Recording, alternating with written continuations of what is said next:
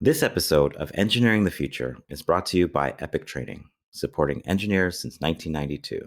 Epic Training knows the transition to working from home has been difficult for both businesses and employees. That is why we've converted all our courses to online to keep engineers and technologists on track. For more information on how we can help your company thrive, visit epictraining.ca.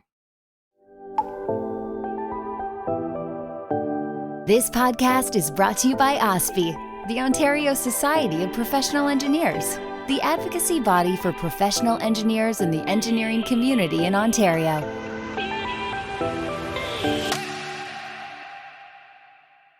Hello, and welcome to another episode of Engineering the Future. I am your host, Jerome James. Today, I'm joined by MPP Deepak Anand, MPP for Mississauga-Malton, and Parliamentary Assistant to the Minister of Labour, Training and Skills Development. Deepak is an internationally trained engineer, businessman, businessman by profession, a passionate community leader to his constituents, and the current Parliamentary Assistant to the Minister of Labour, Training and Skills Development. Welcome. Thank you so much, Jerome, and I would like to say thank you to you for giving me an opportunity to reach out to a wider audience. So thank you.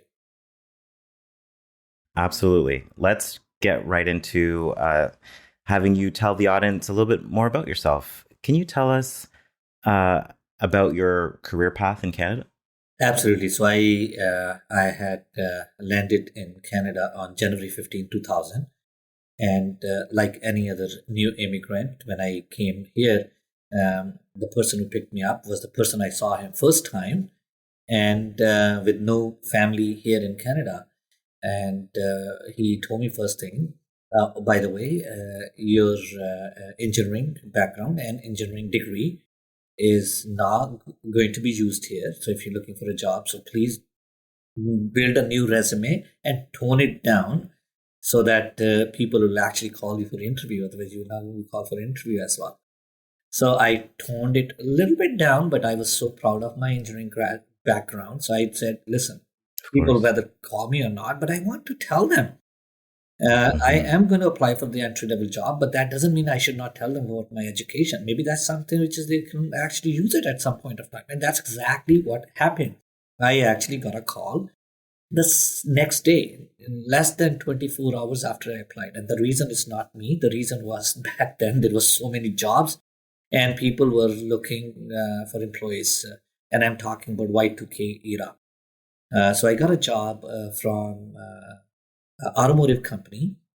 It was tier 3 OEM, and they were looking for somebody in automotive finishing. So when they saw me, background on chemical engineering, so that's what they said. Oh, that's the person we want for as a lab technician. So I joined as a lab technician, of course, in Brampton. That's where I landed.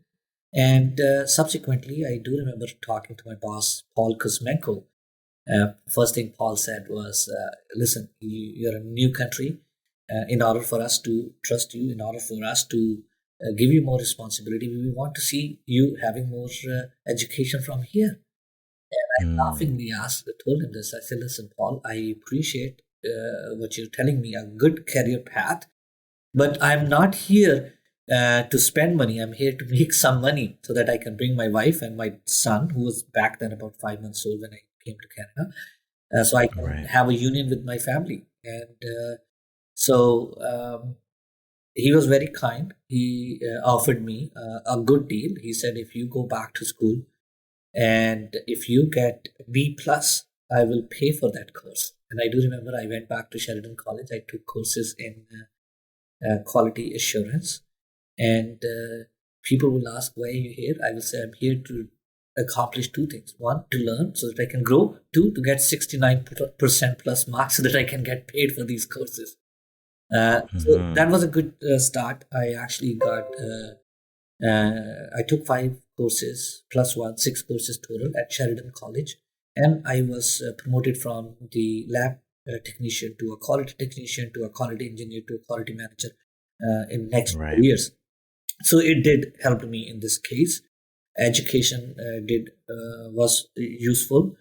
Back then, I honestly, because as soon as I landed and I got the job quickly, I actually did not pursue much into the bridging courses. I did look at. Right. So you continued to work. You went right into working. You had a goal in mind.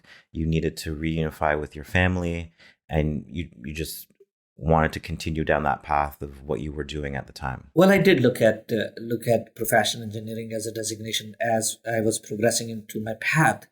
And I had a choice. Should I go to Sheridan College, get my study and progress in what I'm doing, or should I look at the profession? And I found it was a little bit hard at that point of time, because one of the requirement was that you have to be working with a professional engineer for 2 years. And that was very difficult for me to match. So I took that path. Today, it is very difficult to say what would have been the outcome, because nobody has that crystal ball. I was lucky, probably. I met Paul Kuzmenko. He helped me and I could progress.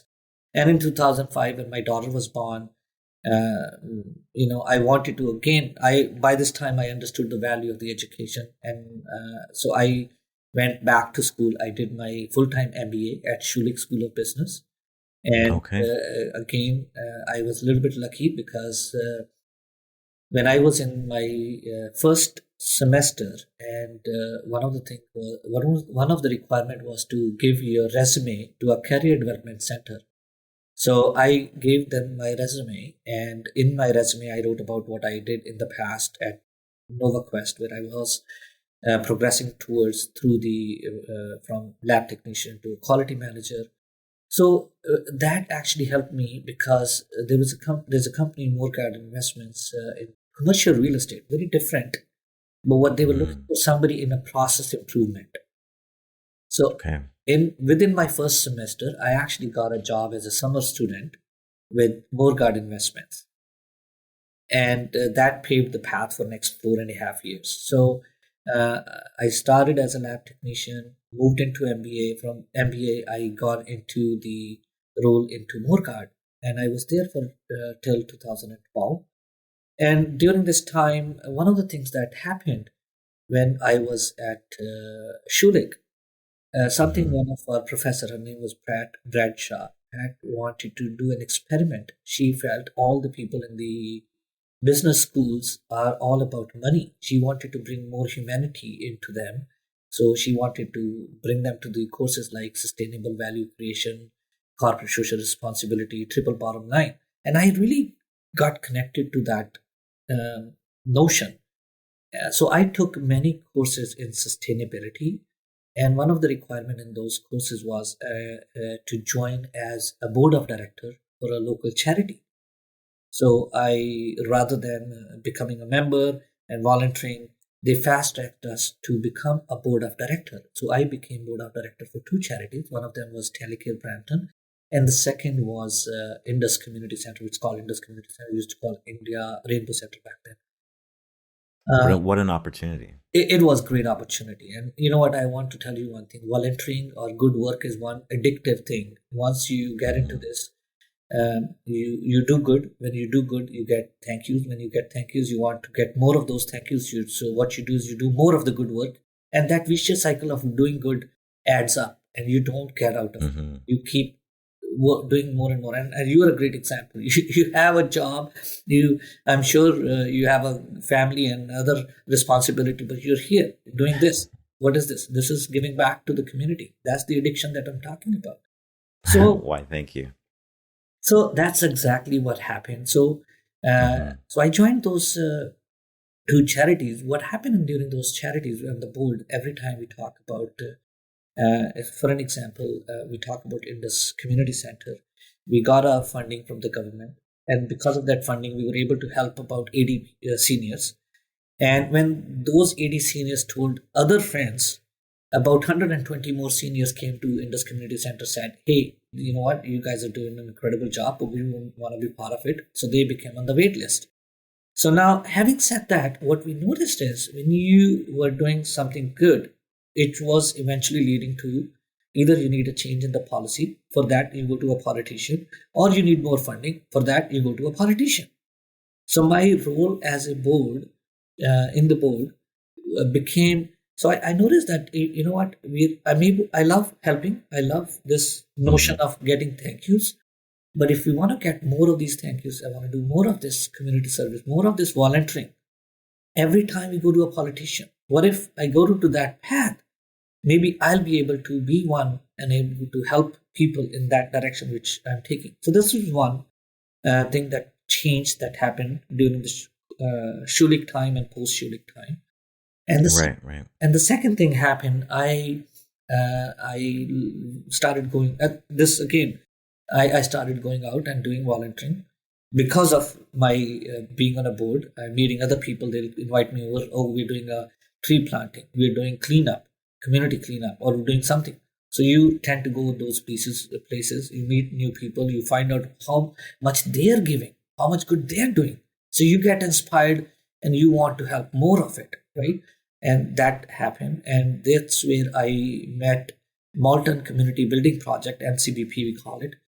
And again, it was an umbrella organization with about 50 organizations, all talking about how we can improve Malton, how we can improve these services to the people of Malton. So I became the co-chair of Malton Community Building Project. Within that arena, one of the other organizations was Brampton Springdale Network. So I became part of that. Now, once there was an event that took place between these two organizations, it was in Brampton. And in that event, there were about 28 agencies and only 20 people showed up. It's kind of saying, we have a palace on wheel where you have only 20 guests and 28 people to serve you. And I asked them a very simple question. What's the reason why you have more service provider and less of the people who want service? So they mentioned it to me. One of the biggest challenges is the outreach. Yes, we have the services, but the government does not allow us to pay for the advertising and marketing. All they allow us to is pay for the program. They pay us to serve the people, but they don't give us the money to put a radio advertisement, TV advertisement. If people won't know it, how will they come for the service? And that was my first question to them.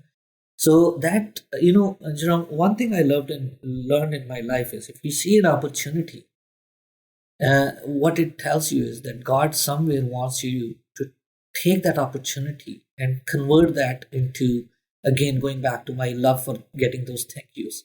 So I actually started a radio program. And my radio program... Okay. Yeah, so I started my radio program, and my radio program was not a Bollywood song or talking about politics. My radio program was very simple. What I would do is I would call two of these agencies on a given day, and it was used to be weekend program, by the way. So it used to be on every Saturday, 5 p.m. to 6 p.m. I found out that's the time when most of the family members are either going to a party or coming back from the shopping. So that was the perfect time. And what I started doing is I'll invite two of these community organizations, and I'll ask them very simple thing.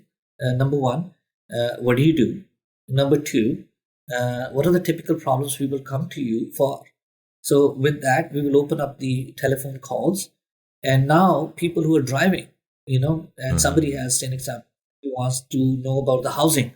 So they will call in, They will say, hey, I've been waiting for the housing. This is my situation. What do I do? Stuff like that. And the beauty of that was because it is a radio, the service provider cannot see who's calling, and the person who's calling is absolutely private. So her privacy is maintained. So that radio program gave me a lot of benefit. We hope you're enjoying this episode so far. At OSPI, we're here for you, making sure government, media, and the public are listening to the voice of engineers. You can learn more at ospi.on.ca. It helped to elevate your profile. You were able to connect with the community. They saw a person in you that was there to help going forward, right? Can you bridge from that experience how you entered politics? Absolutely. So what you said was probably good from your perspective, but what it gave me, by sitting in the radio program, I was able to find out what are the problems people have and where to find the solutions for those problems. So that's exactly what I found. So anyhow, so that, fast forward, now I found this love for volunteering, love for, meeting people, love for my thank yous. But there was a small problem. I was having a job which was full time 9 to 5. So I felt, if I want to pursue this more into this field, I need to leave that 9 to 5 structure. So I actually went back to the drawing board, had a conversation with my wife, and I have to say this to you. One of the biggest, not one of the biggest, this is the only reason I was able to do what I could take those risks is because of my wife. She always was there when I was doing my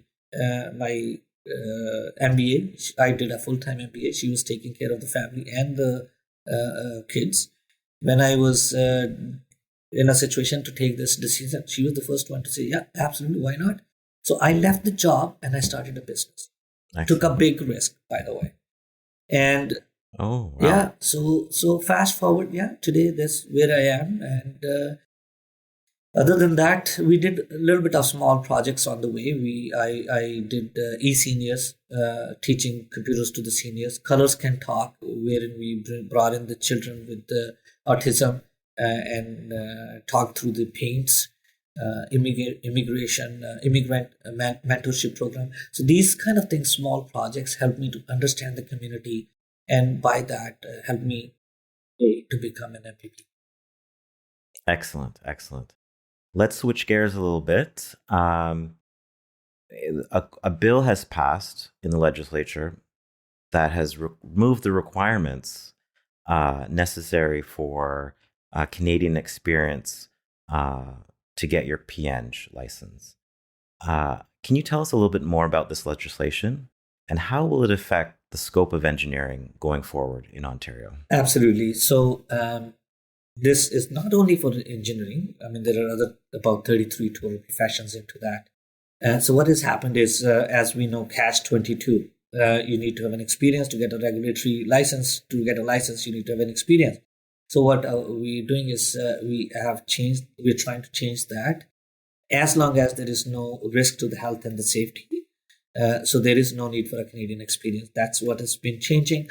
And the reason for that was in 2016, when we looked at the data, only 25% of the internationally trained immigrants were working in the regulated experience, regulated professions. So that's what we do. Oh, wow. Yeah, only 25%. So think about a situation today. We have about 330,000 jobs which are vacant, and we have people who have education, but they're not regulated. They don't have the necessary designation and professional designation, and they cannot join those. So it is estimated that because of this change, over the next 5 years, our Ontario is actually going to be having an additional 12 to $20 billion of revenue. Wow. That's how impactful it is. Would you say that if this legislation had passed back in the early 2000s, would that have affected or effectively changed your career path? Well, I do not have a time machine. I don't have a crystal ball. I will be honest with you. Only thing I would say, it would have changed life of many, many people. I was lucky enough that I met Paul Kuzmenko. I was lucky enough to progress on a path where I could go. I was lucky enough to have my wife who could afford to pay for my education and still working. But I can definitely say one thing, that this change is monumental. It is, put it this way: there are people who have the knowledge, who have the experience, who've been working in the home country, and all of a sudden, the same people, the experience. Yes, the circumstances have changed. I agree with you, but that doesn't mean that when they take. I used to laugh at this. When you take a plane, is that during the travel, do they take away everything that your brain has? No, you still have everything within you. I actually have another take on this. You are working, you have education, you have an experience, then you come here, and then you don't work into that field for 5 to 10 years. You actually lose that ability somewhat, right? So, right. Easy answer to your question. I don't know specifically for me what would have been today. I would have probably be sitting the same path, same way. But I can tell you, the number which I talked about, 25%, would be much higher. Would you say that the curriculum requirements or that education piece is could take tweaking, or do you agree with how things are currently with respect to obtaining your PhD?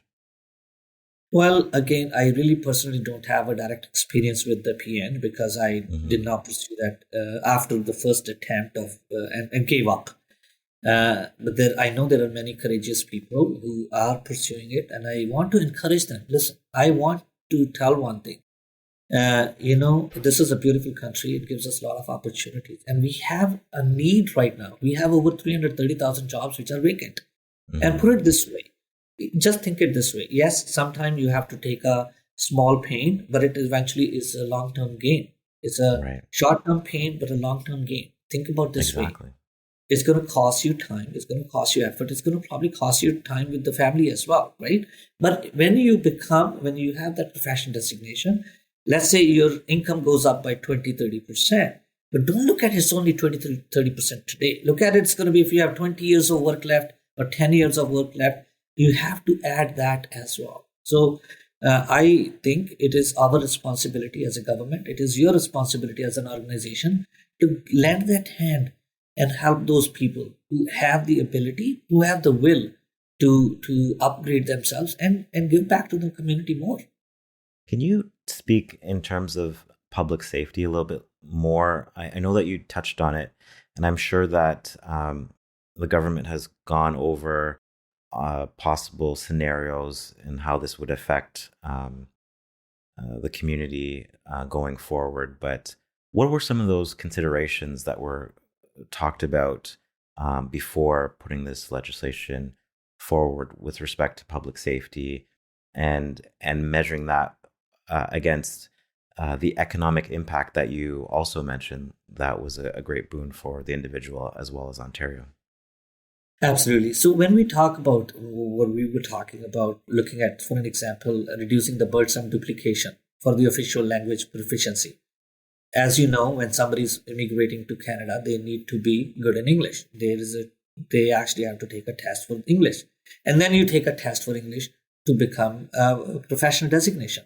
So that's a duplication. Look, it's not just, basically the people when they come here, they have an obligation to put food on the table. They have to build a network, they have to build relationship, and then you put an additional cost and additional time requirement. So that's one thing which we looked at, and we found that we need to remove this burdensome duplication. The second thing which I did talked about is the getting a Canadian work experience, 2 years. That's additional cost. Other than that, again, we're not saying that, health and safety is paramount. There are certain professions, probably, say an example, if somebody has to become a nuclear engineer or whatever, working where you absolutely need to follow the guidelines and everything. No, we're not talking about that. There are exceptions possible, but on a generic basis, we should promote this at the end of the day and make sure, without compromising health and safety, give them a hand and progress them a path. And once they have an experience, maybe that's the point they can go to those stringent professions. Yes, thank you so much for that insight. Today is PN Day. Do you have any shout outs or comments that you would like to make on behalf of the Ontario government with respect to PN Day? Absolutely. Listen, if you go out, we are enjoying the benefit of engineers. When you're driving in a car, engineers. You're driving on a road, engineers. You're driving through the bridges, that's engineers. You're using the electricity, we're talking to each other, engineers. Listen, I'm not a professional engineer, but I have an engineering background. And I can't thank world enough, actually, those people who were the pioneers who started this. Those thinkers, those hardworking people who believe that we need to do more to give more. And I want to give a shout out to all the engineers You are leaders, but the job of a leader is not to follow, but to lead. So go out, reach out, and find one person and mentor, or be a mentor for that person. Make it a mandatory for yourself that I want to make sure that somebody at some point of time helped me. That's how I got the experience. So I will make sure that I will at least help one person to get that experience. And that's my message on this day to all the engineers. Member statements. The member for Mississauga Malton. Thank you, Mr. Speaker. 2 years ago, the Ontario Society of Professional Engineers received unanimous consent from all parties to make March 1st Professional Engineers Day in Ontario. Our government has a great respect for the engineering profession, and we will continue to support our local engineers. 85,000 professional engineers and nearly 250,000 engineering graduates in Ontario are the economic engine of our province. They help create jobs, foster new technologies, and in turn build value for our economy. Ontario is experiencing a fundamental technological and economic shift, creating a demand for highly skilled workforce. As Premier Ford says, our economy is on fire. More than ever, we need economic prosperity to increase the revenue of Ontario government so that we can reduce deficit, pay our debt, and make further investment in the services that we need, and all that without borrowing from our children. Mr. Speaker, engineers believe in social responsibility as commitment to place public safety and interest ahead of all. For the future of our province, it is critical that we recognize the importance of our engineers for the prosperity and growth of our communities and the quality of life Ontarians deserve. From a fellow engineer, I want to wish all engineers across the province a happy Professional Engineers Day. Mr. Anand, it's been a pleasure talking to you today. Thank you so much for joining us. It's my pleasure, and thank you for giving me the opportunity. Absolutely. MPP Deepak Anand is a current member of the Provincial Parliament for Mississauga Malton and the Parliamentary Assistant to the Minister of Labour and Training and Skills Development. I'm your host, Jerome James. You've been listening to Engineering the Future. Thank you for listening. From all of us at OSPE, the Ontario Society of Professional Engineers, thanks for listening. Please be sure to subscribe so you don't miss an episode.